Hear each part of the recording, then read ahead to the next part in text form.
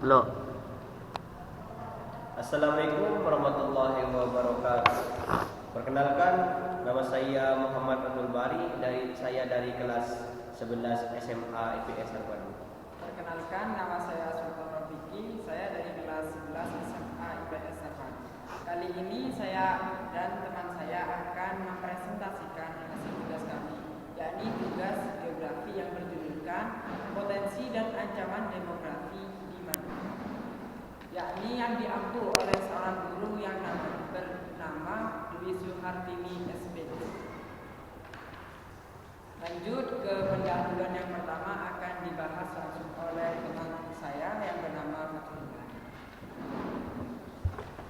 Di sini saya akan membacakan tentang aspeknya. Hidden Present merupakan istilah yang sesuai dengan Pulau Madura yang memiliki beragam potensi wisata, mulai dari wisata sejarah, wisata alam, wisata budaya, serta wisata religinya yang terbesar di 4 kabupaten, yakni Sumeneb, Pamekasan, Sampang, dan Bengkala.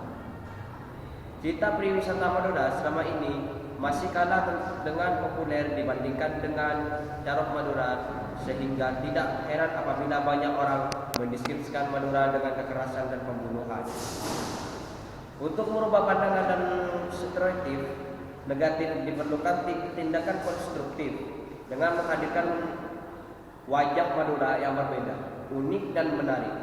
Kesan-kesan tersebut dapat dicapai salah satunya dengan memanfaatkan media baru internet sebagai sarana mengenalkan potensi wisata Madura sehingga terbangun citra positif berwisata Madura. Pembangunan manusia Madura, perbaikan infrastruktur, dan memanfaatkan dukung oleh inisiatif pemerintah daerah di Pulau Madura.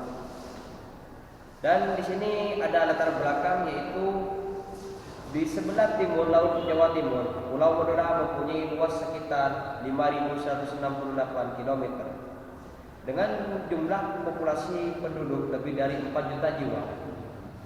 Kepulauan Madura adalah penghasil minyak bumi dan gas utama di Provinsi Jawa Timur, sekitar 70% kebutuhan minyak bumi dan gas di Provinsi Jawa Timur. Secara keseluruhan dapat dipasok dari Kepulauan Madura.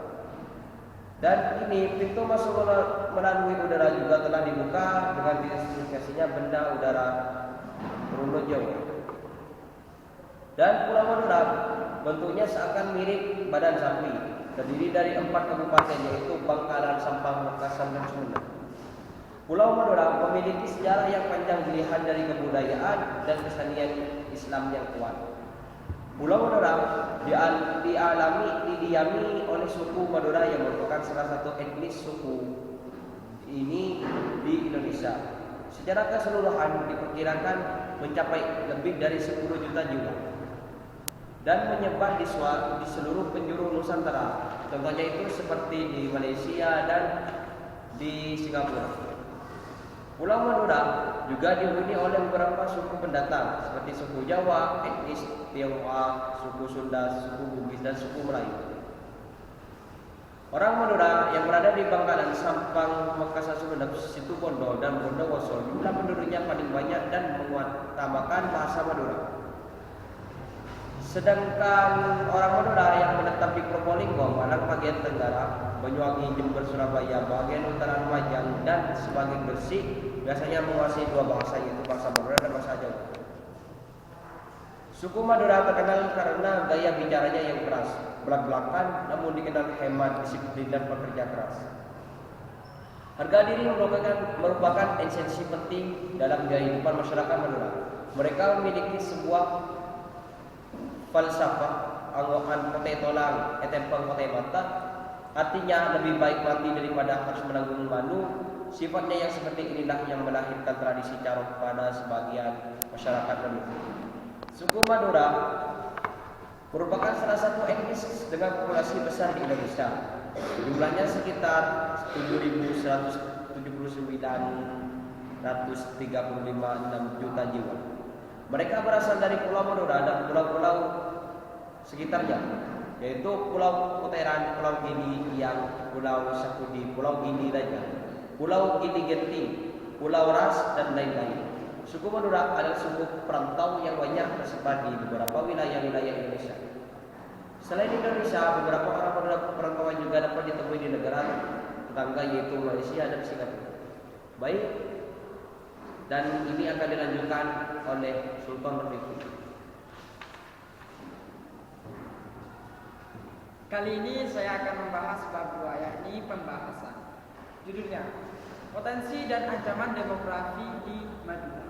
Suku Madura mendiami wilayah Jawa Timur, terutama di kawasan Pulau Madura. Selain itu, orang-orang Madura juga banyak yang merantau ke berbagai Nusantara, bahkan di berbagai negara-negara tetangga seperti Malaysia, Singapura, bahkan ada yang sampai ke pernah terjadi kerusuhan etnis, yakni di beberapa kota seperti di Kalimantan, seperti Sampit dan Sambas. Pada sekitar tahun 2000-an pernah terjadi konflik antar etnis antara suku Madura dan suku Kalimantan, sehingga Madura itu sudah dikenal di mana-mana.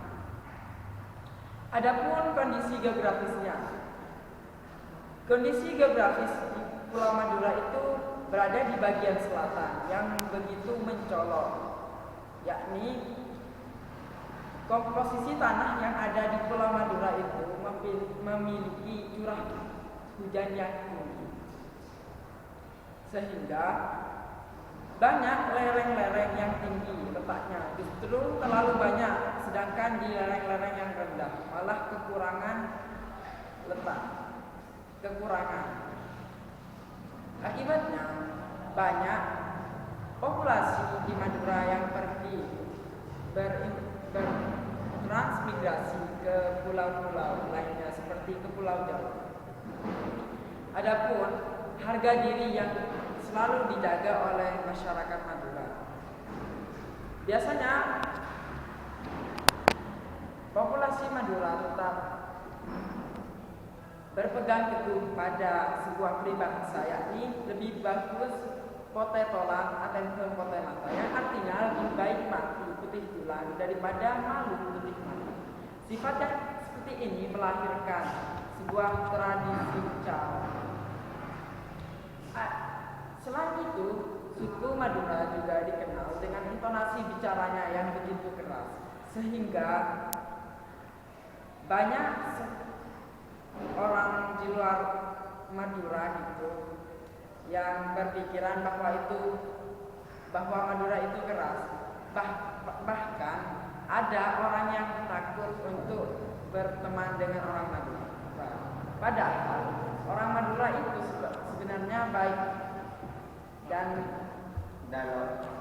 orangnya itu sangat pendiam.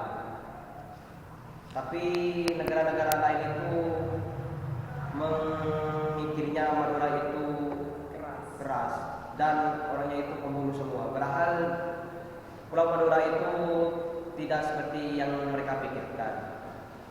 Lalu orang Madura itu sebenarnya bukan tradisi carok, melainkan itu harga diri itu apabila diinjak-injak oleh orang lain. Yaitu yang akan menjadikan tradisi carok itu karena mereka menggampang-gampangkan menginjak-injak harga dirinya orang. Lalu yang diinjak itu merasa tidak terima, itu membuat carok. Selain itu, mayoritas masyarakat di Madura itu 100% beragama Islam. Yakni mengapa? Karena Madura juga selain dikenal pulau yang menjaga harga dirinya dengan sama, Pulau Madura juga dikenal sebagai pulau para kiai dan para santri. Karena apa? Karena di Pulau Madura itu terdapat bahkan bukan beberapa, tapi beribu-ribu, bukan beribu-ribu sih.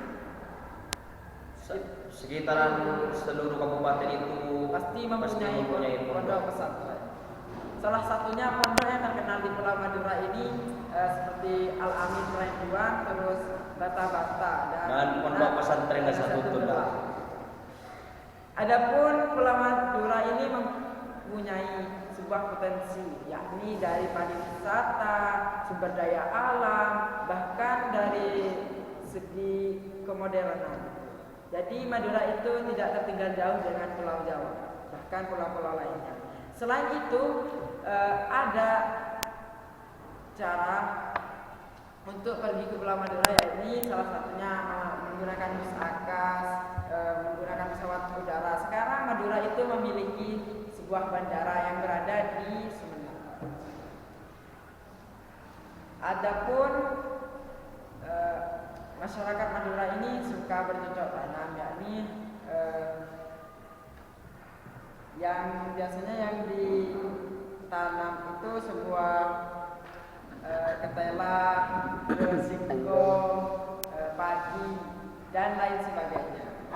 Jadi kesimpulannya itu adalah Pulau Madura merupakan suatu pulau yang kecil namun begitu melimpah SDA dan SDM, sehingga pulau ini begitu terkenal jauh di sana. Dikarenakan beberapa faktor yang salah satunya itu penduduk Madura lebih dominan memeluk agama Islam.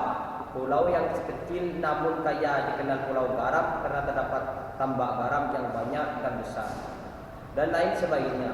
Oleh sebab itu Pulau Madura begitu dikenal, dan dari bidang budaya dan adat istiadat yang tetap melekat sampai sekarang, seperti ajaran Pak Sakera, sebuah peribahasa, lebih bagus potato lang daripada potato matra, yaitu artinya lebih baik mati daripada menanggung manusia terus-terusnya. Saran, maka dari itu kita sebagai generasi suku Madura, kita harus menjaga pulau ini dengan baik dan tetap melestarikan budaya dan adat istiadat nenek moyang kita. Baik, hanya segini yang bisa kita presentasikan tentang potensi dan ancaman demografi di Madura. Apabila ada kata-kata yang salah, mohon dimaafkan. Dan jangan lupa like dan komen, share ke jauh. Wassalamualaikum warahmatullahi wabarakatuh.